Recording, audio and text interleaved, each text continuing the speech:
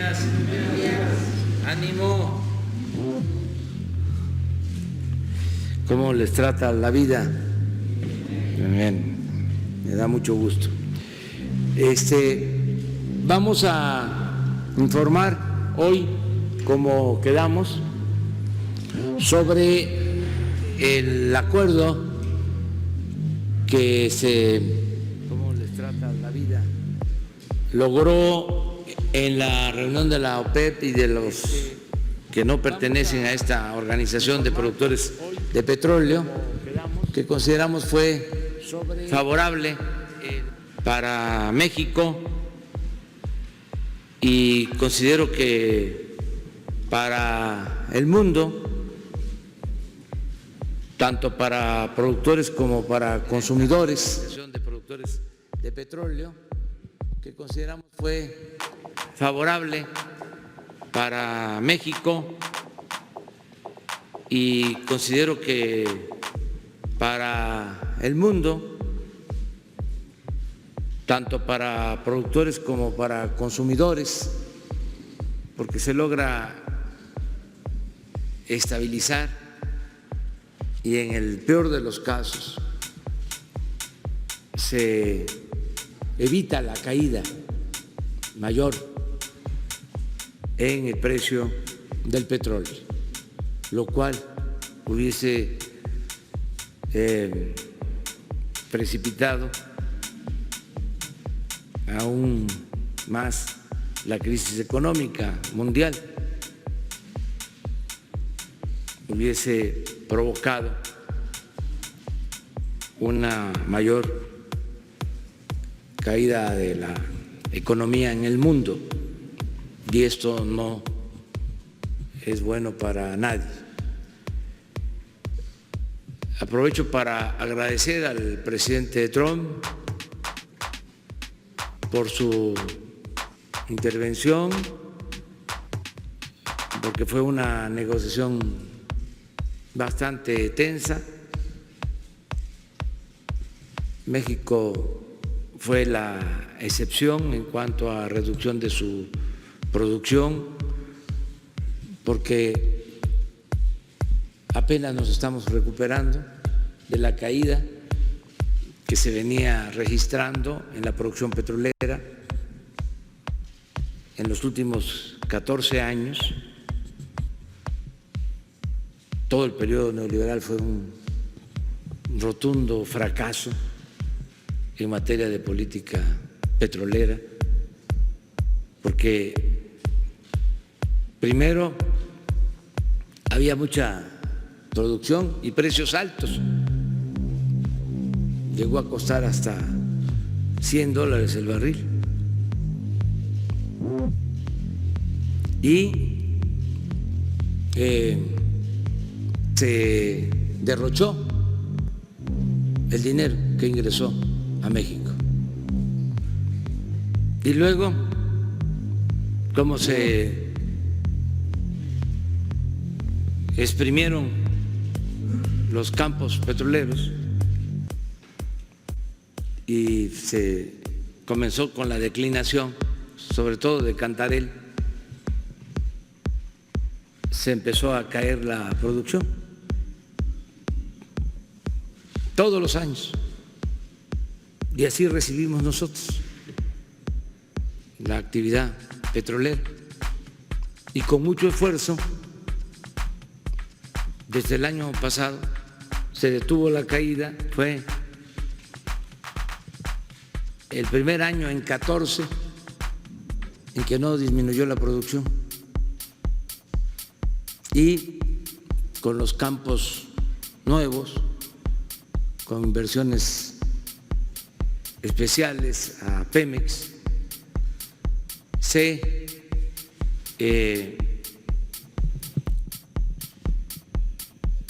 venía logrando ya el crecimiento en la producción. Ahora vamos a tener que cerrar válvulas, pero ahí está el petróleo, ya es distinto. Y consideramos que no nos va a perjudicar esta medida, porque al mismo tiempo vamos a seguir rehabilitando nuestras refinerías y destinando más petróleo crudo de exportación a las refinerías, aumentar su capacidad de producción. Esto va a requerir de consumir más petróleo crudo en México, vender menos petróleo crudo en el extranjero, y al producir aquí nuestras gasolinas vamos a reducir las importaciones de gasolinas. Esto va a significar empleos en México y mantener una política de precios de las gasolinas como se ofreció y se ha cumplido, que no haya aumentos en los precios de las gasolinas en términos reales, que no haya los llamados gasolinazos que habían en el periodo neoliberal, en los gobiernos anteriores. Entonces vamos a explicar en qué consistió este acuerdo. Lo va a hacer Rocío Nale y luego vamos a hablar sobre una convocatoria adicional. Ya lo hicimos, pero vamos a volver a pedirle a los médicos del país que nos ayuden, porque necesitamos tener más médicos, más enfermeras, sobre todo especialistas. Si no se tienen los especialistas, porque es un problema también del fracaso de la política neoliberal. En 36 años se dejó de impulsar la educación.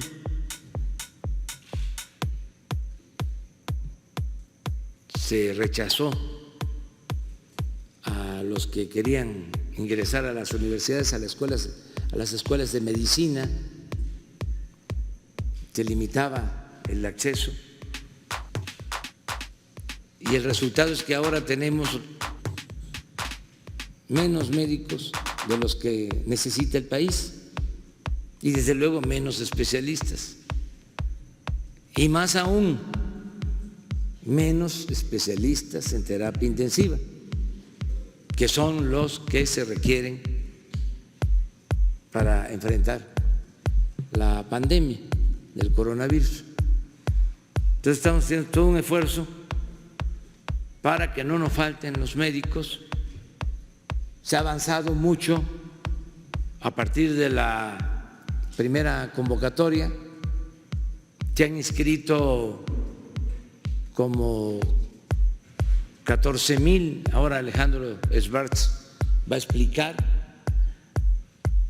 Ya se han contratado como 3,700. Se está llevando a cabo un curso de formación rápida, breve, y se tiene ya un diseño de atención especial. Quiero decirle a la gente que en los momentos más difíciles de la epidemia vamos a tener las camas, vamos a tener los ventiladores, los equipos y los médicos y las enfermeras, porque venimos trabajando desde hace mucho a a pesar de estas carencias estructurales, a pesar de los pesares, vamos a salir adelante, vamos a enfrentar el coronavirus y México saldrá adelante, como lo dijimos desde el principio. Ni el coronavirus, ni mucho menos la malaria, el paludismo, la influenza, la peste de la corrupción nos va a detener. La peste más funesta que ha padecido México, la corrupción. La vamos a desterrar. Ya comenzó la limpia